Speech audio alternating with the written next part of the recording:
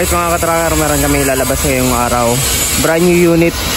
Dalawang unit to na Hino 500 series FC9J. Yung unit 6-wheeler. Ang ginawa namin dito, ito. Naglagay kami ng body. Ito po ay Chickban body. Ayan, all steel.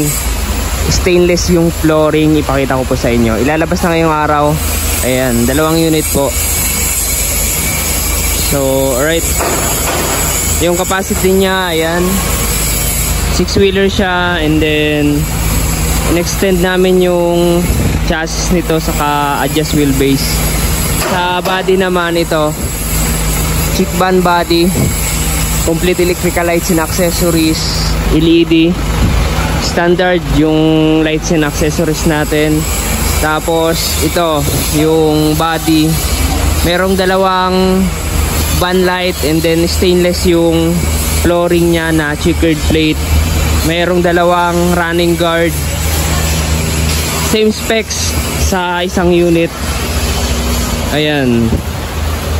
So ito yung tailgate natin na mayroong steel na stepboard, tapos hanggang dito naka stainless yung mga lock ng tailgate.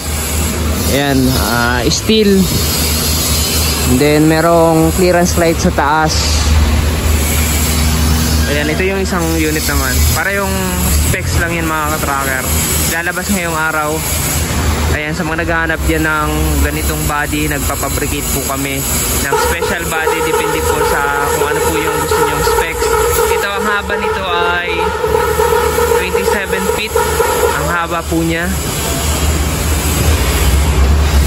Ayan, apat yung hinges ng ating pinto, kaya matibay yan.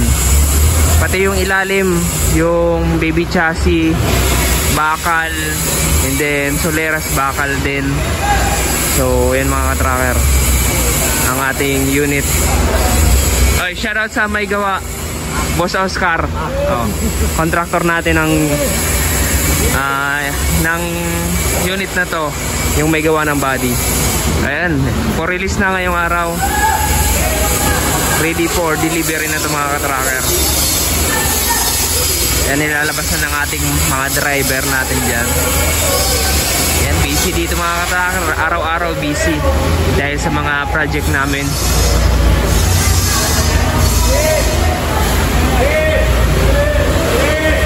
So marami nang nagpagawa ng ganitong body Chickban na yan. So release unit na. Nandito tayo sa loob ng planta kung saan maraming gumagawa, medyo maingay.